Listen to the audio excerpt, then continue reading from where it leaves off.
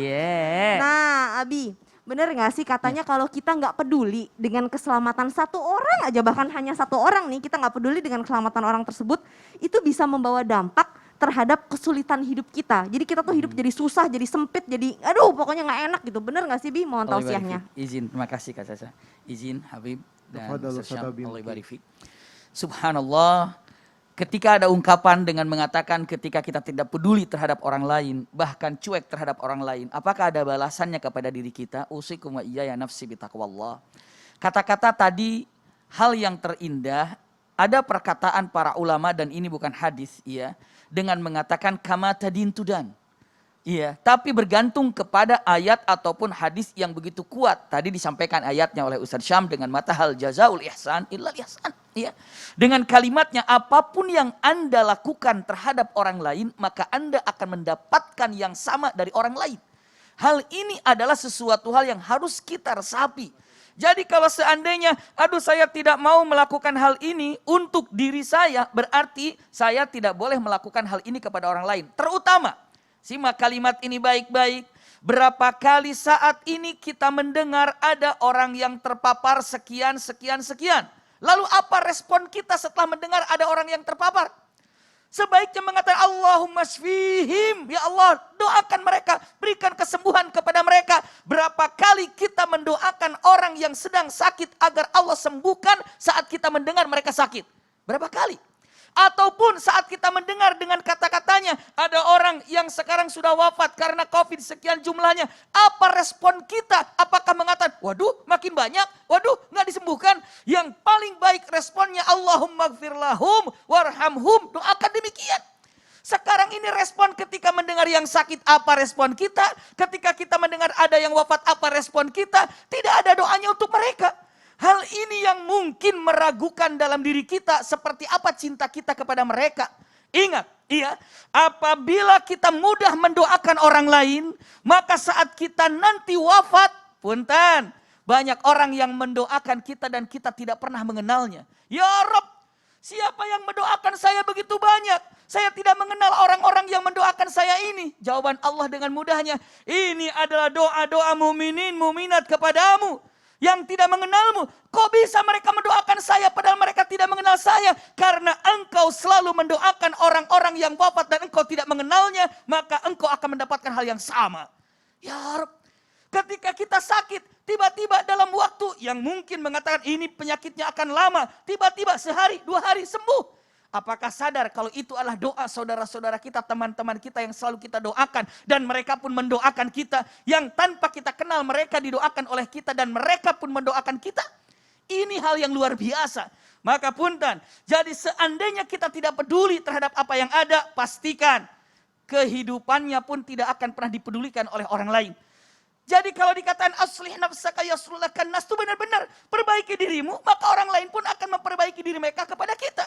Jangan pernah berharap orang lain untuk berbuat baik kepada kita kalau kita tidak pernah berbuat baik kepada orang lain. Inilah yang harus dipegang dalam kehidupan ini. Usikum wa iyaya nafsi bitaqwallah. Ternyata kehidupan ini benar-benar berkaitan dengan sekeliling kita. Kama tadin tudan. Seperti apa Anda lakukan orang lain, seperti itulah orang lain akan memperlakukan Anda. Ketika ingin berbuat baik kepada orang lain, lakukan saja. Karena apa? Ketika Anda berbuat baik kepada siapapun, maka Anda akan mendapatkan kebaikan dari manapun dan dari siapapun. Tapi jika Anda pilih-pilih, usikum wa iyaya nafsi bitaqwallah, Allah tidak akan pernah pilih-pilih kepada siapapun untuk diberikan kebaikan daripadanya. Maka kita sambung daripada Rahman Rahimnya Allah dengan cara apa? Kita menyambung cinta kasih sayang kita kepada makhluk-makhluk Allah yang ada di bumi ini. Wallahu a'lam bishawab. Masya Allah, tabarakallah. Aduh deg-degan ya dengar Abi tuh Bi. Jadi kalau kita melakukan kebaikan, nolong orang, sedekah, bahkan doain aja. Iya. Nggak usah lihat mau kenal, mau nggak kenal, ya doain aja. Doain saja. Masya Allah, tabarakallah, jazakallah Herbi. Aduh, bener-bener merinding, baru tahu saya. Jadi pengen saling mendoakan insya Allah nih ya jamaah. Habib, sekarang berbicara tentang menyelamatkan nyawa orang. Bener gak sih Bib, katanya kalau kita menyelamatkan nyawa seseorang, atau gak usah menyelamatkan nyawa deh, kita menjaga orang tersebut aja, menjaga keselamatannya gitu. Allah akan memberikan kita sebuah ganjaran, bahkan kemudahan saat kita dalam sakaratul maut. Aduh mau banget kalau kayak gitu Bib, bener gak sih Bib? Ini Mohon sangat tausiahnya. menarik. Masya Allah. Setelah yang satu ini aja. Kagak ada begitu kagak ada. sekarang. Sekarang. Dia mau iklan aja. Kaget sekarang aja atuh Afwan, Bib. Maki. Masya Allah, tabarakallah. Silakan. Bismillahirrahmanirrahim. Allah maftah lana ya Allah ya Rabb ababa sihat wal afiyah wa salama minal azabil corona ya Allah. Ya Allah berikanlah kesehatan kepada kami dan keluarga kami dan semua yang nonton daripada azab corona ini ya Allah. Amin amin ya Allah ya Rabbal alamin. Bismillahirrahmanirrahim. Allahumma salli ala sayyidina Muhammad wa ala ali sayyidina Muhammad, yang dimana pertanyaannya menarik. Apakah sakaratul maut ini Allah mudahkan ketika hamba tersebut berperilaku baik dan menolong nyawa orang lain? Di sini ada daripada hadis yang baginda Nabi besar Muhammad sallallahu alaihi wasallam dari riwayat dari Rawahul Muslim. An Abi Hurairah radhiyallahu anhu qala sami'tu Rasulullah sallallahu alaihi wasallam qala man nafsa an mu'min kurbatan min kurabid dunya nafsallahu anhu kurbatan min kurabi yaumil qiyamah. Wa man yasara ala muslim wa man yasara ala mu'asir yasarallahu alaihi fid dunya wal akhirah. Jelas bahwasanya dari Abu Hurairah radhiyallahu anhu berkata, mendengar langsung Rasulullah sallallahu alaihi wasallam bersabda, dan bersabda baginda Nabi besar Muhammad sallallahu alaihi wasallam, barang siapa yang membantu, yang menolong, yang ikut campur untuk memudahkan daripada muslim di dunia atau siapapun tetangganya, saudaranya dalam sebuah kesusahan, dalam sebuah hal yang buruk baginya, dia bantu dalam urusan dunianya dan urusan daripada kehidupannya, maka niscaya Allah Subhanahu wa taala akan memudahkan kesusahannya nanti pada hari kiamat. Dan siapa orang yang meringankan daripada beban seseorang muslim yang dalam kesulitan, maka Allah Subhanahu wa taala akan meringankan bebannya di dalam dunia dan di akhirat. Ini menarik. Allah Subhanahu wa taala akan menolong kita daripada urusan dunia dan akhirat. Kita berprasangka baik kepada Allah Subhanahu wa taala. Kan innallaha inda zanni li 'abdi atau innallaha inda zanni li 'abdi. Allah berprasangka sesuai prasangka hambanya.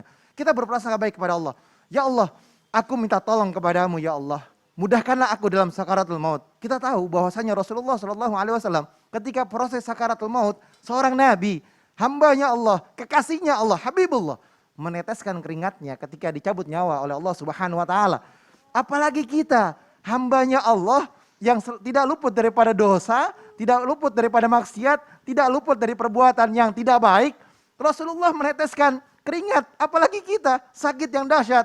Kita berharap dengan perilaku baik kita, perbuatan baik kita, berharap kepada Allah Subhanahu wa taala, ya Allah, mudahkanlah kami dalam sakaratul maut. Mudahkanlah kami dalam proses sakaratul maut. Yang di mana proses sakaratul maut itu sungguh luar biasa. Datanglah orang yang kita cintai, bisa ibu kita, bisa bapak kita, bisa guru kita, bisa siapapun yang kita cintai, istri kita dan siapapun atau anak kita. Menyerupai, siapa yang menyerupain? Setan menyerupai. Suruh mengajak kepada keburukan. Kan siapa orang yang akhir mautnya mengucapkan la ilaha illallah dakhalal jannah. Apakah mungkin bisa kita mengucapkan la ilaha illallah ketika sakaratul maut? Di sini poin yang penting. Kita berbuat baik, kita tolongin orang, kita bantu orang. Berharap ya Allah, mudahkanlah kami dalam sakaratul maut. Peliharalah diri kami dan keluarga kami ya Allah dalam sakaratul maut. Itu nikmatnya kita membantu orang lain. Betapa pedihnya sakaratul maut ini. Dan kita berharap selalu diselamatkan oleh Allah Subhanahu wa taala. Dan tidak ada balasan kebaikan yang tadi disampaikan oleh Ustaz Syam dan Ustaz Abi Maki. Tidak ada kebaikan yang kita lakukan tanpa ada balasan sebuah kebaikan. Manusia yang berbuat baik, manusia yang berperilaku baik, manusia yang berkata-kata baik, manusia yang mengajak kepada kebaikan, suruh sholat, suruh ngaji, suruh ke majelis taklim, ini berbuat kebaikan. Allah balas semuanya. Dan siapa orang yang tadi menolong nyawa orang lain, bahkan kita misalkan punya tabung gas di rumah, sudah nggak dipakai, kita kasih tabung gas tersebut. Kita punya obat lebih, obat yang dimana udah pernah dipakai kemarin, ada sisanya, kita kasih. Atau dia nggak punya rezeki, kita punya rezeki, kita bantu untuk membelikan obat tersebut. Kita tahu tempat belinya, kita bantu beli tempat belinya di mana. Yang dimana obat kan lagi susah, Avigan susah, Gamara susah, dan lain sebagainya. Ini kita bantu.